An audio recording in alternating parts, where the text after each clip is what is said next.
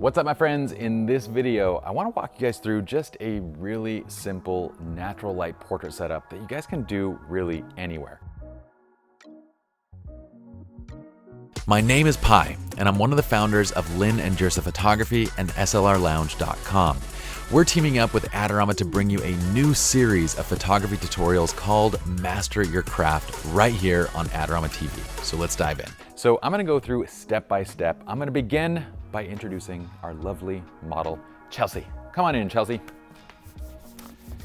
We will link up Chelsea, but be sure to follow her, and you guys can see the final image that we create on Instagram.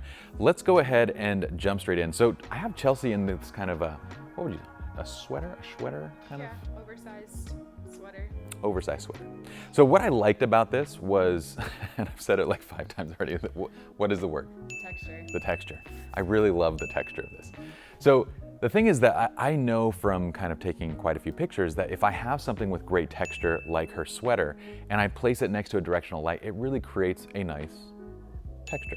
So what I'm gonna do is actually take a shot right here. And let me introduce you to our next model. Just kidding, it's just the camera. Well, I do have the R6. So I finally got an R6 and I'm playing around with it. I am quite impressed, but we'll save all of that for another video. I also have this Rokinon 85 1.4 RF autofocus lens, which is pretty cool.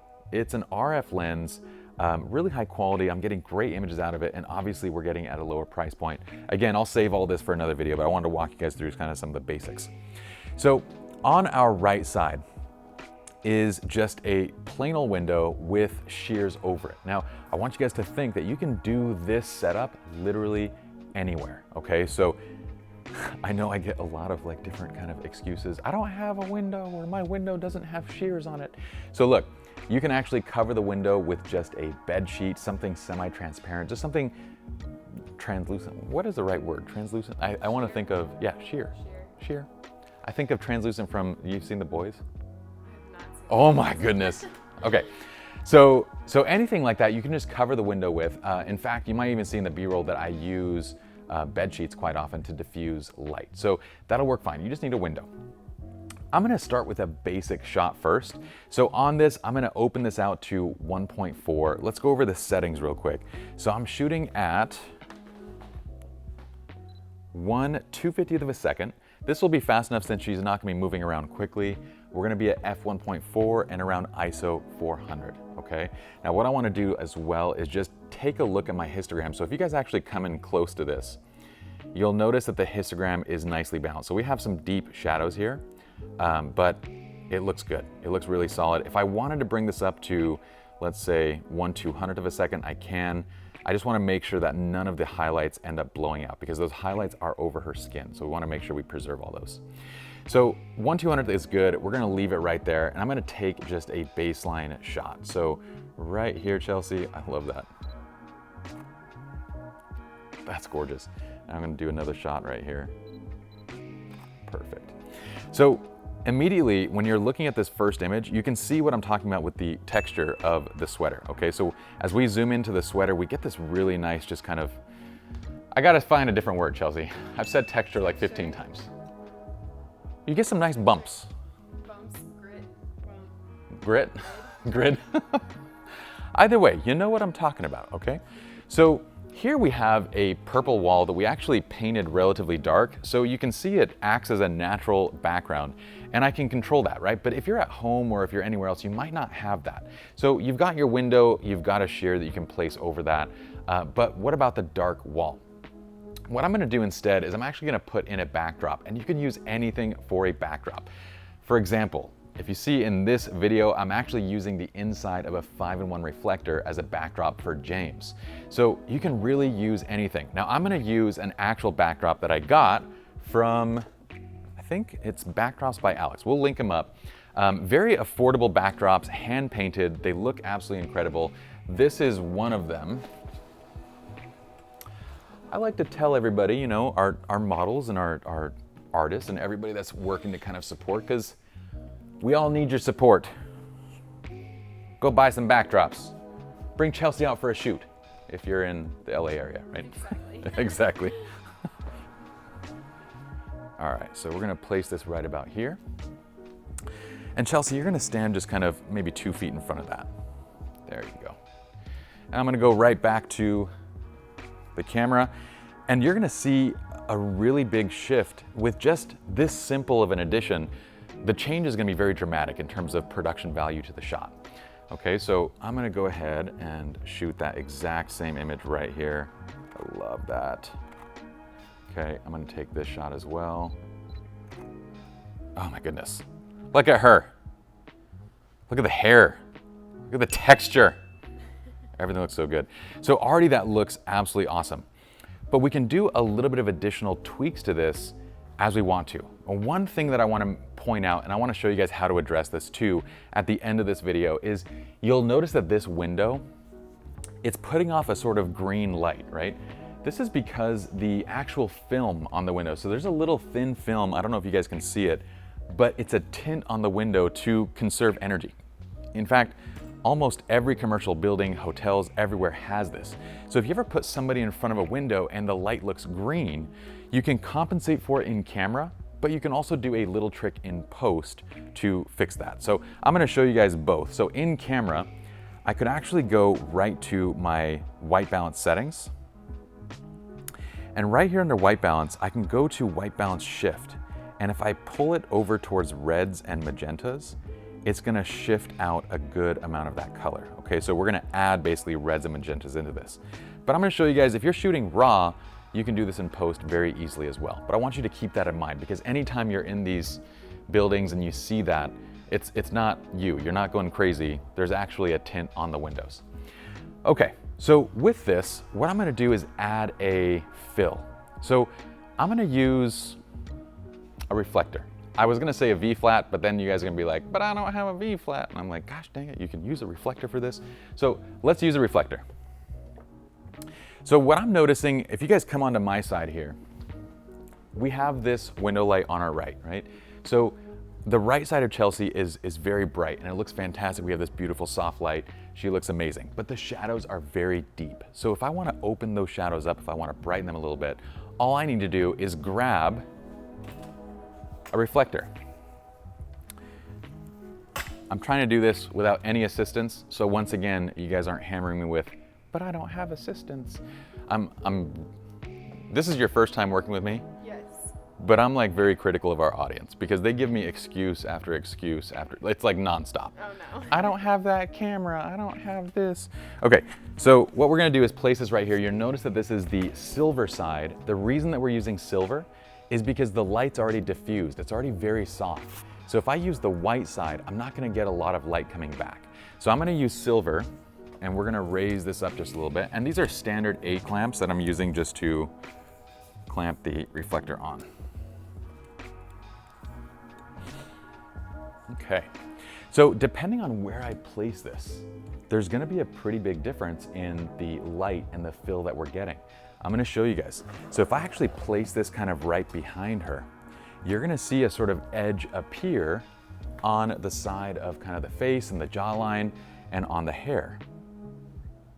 Okay. Now do this pose real quick. There you go. Perfect, Chelsea. And I'm gonna have you hold that, because now what we're gonna do is we're gonna pull that forward, and what you're gonna see is the light is gonna now start filling the face more.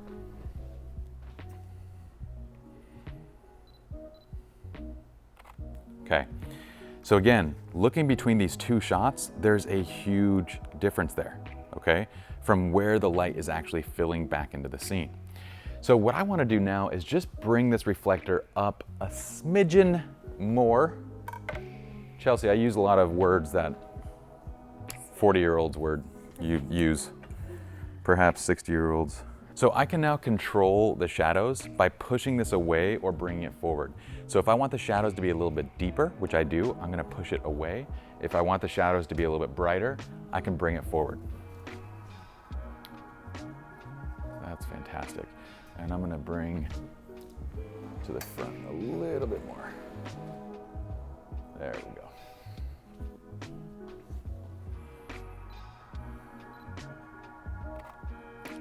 Love it. That's it. So now we have the light all set up. I'm gonna show you guys how to edit this in post, But in the meanwhile, I want to get a few more shots of Chelsea. Chelsea, feel free to move with it now.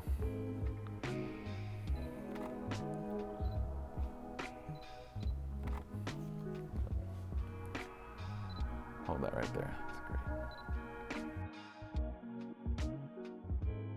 great. Let's jump now straight into the edit. This is a good time to pause the video, download the exercise file, or load up an image, ideally using similar techniques so you can kind of follow along with what we're going to do here. So I'm in Lightroom, I'm in the develop module. I have actually 2 images here selected. I believe these are shot, exact same or nearly the same settings.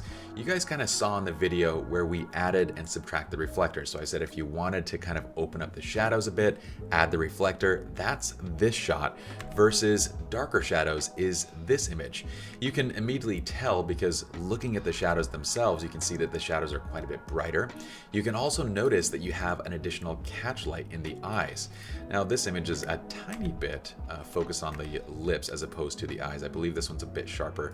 So let's go ahead and just work with this one. The process is going to be identical either way. But you'll also notice with this photograph the tinting that we were talking about. So with that standard white balance dialed in, both of these images, any image shot under this light is going to have that kind of green hue. So the first thing that I'm going to start with is let's go ahead and press I to remove the information, and let's press W to bring up the white balance selector. What we're going to do is select a neutral color. It doesn't have to be white, it just needs to be neutral. So usually where I like to start is kind of the whites of the eyes if I don't have like a gray shirt or something that I know is gray in the scene. The whites will get you at least to a close point. Okay, now if I click right here on the whites, I'm going to zoom in so I don't kind of misclick like I did a second ago. If I click right on the whites of the eyes, you'll notice that the tint shoots up immediately to +37. So that's trying to balance out for the green tinting. One other trick that you can do when it comes to kind of fixing this stuff is dial the temperature down to a neutral point. Okay, so I'm going to go down to a point where basically the skin tones just look completely neutral. Like let's say right about here. What I like to do with the tint is when it's down here, you can easily see there's a lot of green in the shot. So you can actually start raising the tint until you see pinks get introduced into the scene. Now here is where I'll kind of leave the tint and then I'll start adjusting my white balance back up. So this is a really simple way that I like to use to kind of reset my eyes a little bit and get to a good neutral place, make sure I've added pinks overall in the image so we don't have overly green, and then start adding temperature. I'm gonna go ahead and lift the temperature up to about 5300. There's parts of temperature and kind of white balancing for skin that is subjective and objective, right? So it's kind of a mix. You can have a stylized look and still kind of be on the warm side or a little bit on the cool side, but we generally, it gets a little bit more objective when you start getting way up here where you're like, no, that's not really subjective anymore, that's just bad temperature. So I like to be a little bit on the warm side, which I think is right about here. Now, I want to do a different approach to editing. You guys might remember this. This is kind of the dark mode editing style that I've previously done tutorials on, where when we have these beautiful highlights over a subject and a dark background, I'm going to start by actually lowering lowering exposure a bit. And then what we're going to do is use highlights to control the brightness of the skin. I'm going to use shadows to kind of lift a little bit of the shadow detail. I'm going to bring my blacks up substantially, like a lot. This is going to fill shadows, but it's also going to allow me to pull that temperature or the exposure, I keep saying temperature, the exposure down just a little bit more. So I'm going to bring it down about here. I also like to use my white point to control a little bit of the super bright highlights. Now, you'll notice that by doing this, you're going to lose a bit of contrast. We're going to bring that back in just a moment there's several different ways. We're probably going to use just the basic sliders, but I like to open up the shadows a bit while I'm working on the image and then come back and add contrast as kind of a final step. So the next thing that I'm going to do is I'm actually going to go down, and what I really want to do here is colorize the image. While we're up here, actually, let's reduce clarity just by a bit. I like to reduce clarity, sometimes even texture a little bit, just to soften up skin tone and texture in a close-up portrait like this one. So let's go down, and one of the most powerful adjustments and additions to Lightroom recently is the color grading module now. Now this was previously split toning, and by and large they were very similar, but now we get midtones available to be able to control. So color grading is one of those things that's often overlooked, but it's such a great way of adding depth and color and finalizing the look of your portraits. So what I'm going to do is actually create a look where I want to have some warmth in the shadows.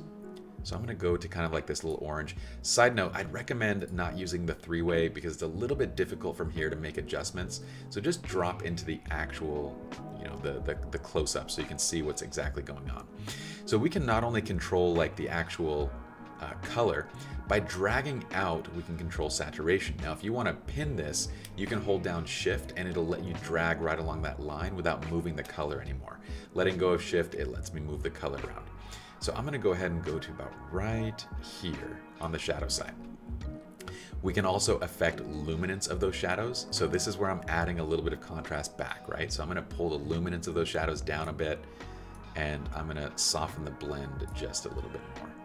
Next, I'm going to go to midtones. Now for midtones, I think I want to keep the skin tones a little bit on the neutral side. And we're going to, again, play with luminance a bit. This time I'm going to raise it just a little. And now we're going to go to highlights. And highlights is where I want to add back in additional warmth. So I'm going to go right up to about here.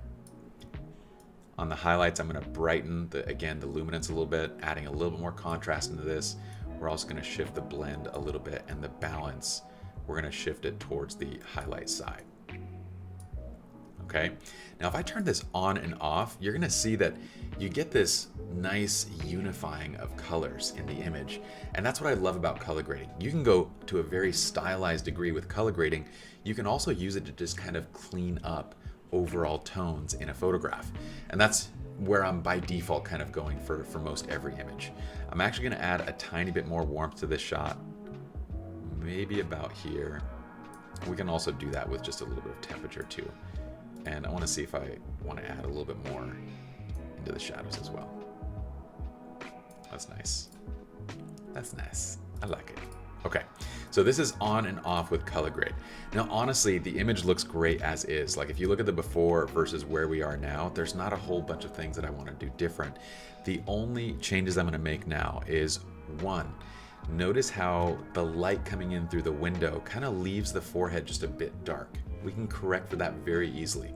You're going to grab an adjustment brush. I have in the, so I used Visual Flow, I designed Visual Flow retouching and presets to be a very simple workflow kind of tool. So you'll notice that in my dropdown, I have Visual Flow tools here. If you don't have these, just pause and dial these in, okay? So you can save these out. What this is just a 0.5 dodge on exposure, and it's just set to a brush. You're gonna save it, and we can use this to just drop it in, basically right where that light is kind of falling off, and even out the exposure on the forehead and everything. So I'm actually going to add this into the other side just a little bit as well, just to kind of open up the eyes just a bit more, and maybe even to this side of the face just a bit. We're kind of doing some basic dodging going on here. You can control the intensity of this by raising the exposure, or you can also go back to the pin, hold down Alt or Option, and drag the pin right or left. Now what we want is for this to blend subtly. So if you go to this side and you start noticing that, okay, this is way too bright, this is way too dark, well, you know that you're a little bit off. So what I want is for this to blend nicely, and we get that right about where it was at about 0.5, 0.6. We've evened out the exposure. You can also hold down Alt or Option and kind of refine the shape of this if you'd like a little bit, but I think it looks fine right there. The next thing I'm going to do is add a radial burn. Now, once again, I have this saved to my tools, but all this is just a radial burn that gets dropped into the center of the image. I'd recommend, again, creating a preset for this so you don't have to do it manually each time. I'm going to move this right up to the center of the eyes. I'm going to change the shape of this just a bit. I'm going to shrink it down, and then we're going to actually control the exposure around the edges and kind of create this nice subtle darkening effect, okay? From here, I'm gonna raise my exposure. Sorry, I keep mixing those two. I'm gonna raise temperature just a bit. This is why I don't dial in contrast right there from the beginning. So as you'll notice, while we were kind of working on the image, it was a little bit flat, right? But as we started making those adjustments, we went through color grading, went through the radial filters, all that kind of stuff, dodged and burned. We got our way to an image that really has nice contrast, and we didn't need to touch the contrast slider or add any additional blacks or anything. So if at this point I want additional contrast, well, I can add it by using the slider, but the contrast slider is, to me, a very heavy-handed tool. So I'm generally saving it as kind of a last resort, and I'm working everything else, including the curves, which we didn't even really touch in this tutorial. But look at this. This is the before versus the after with just a couple simple Lightroom adjustments to get to this point. Pretty fun. I hope you all enjoyed the video. If you guys did, I'd love for you to subscribe to the Adorama TV channel. If you want to be notified with all the awesome videos that are being uploaded each day, turn on that little bell to turn on notifications, and let me know what you guys think in the comments below. I hope you found this tutorial easy, relatable, something you guys can do and create no matter what circumstance you're in. In the meantime, you guys can drop me a line at PieJersa on Instagram, and I'll see you guys in the next video, as we say with each video. Peace.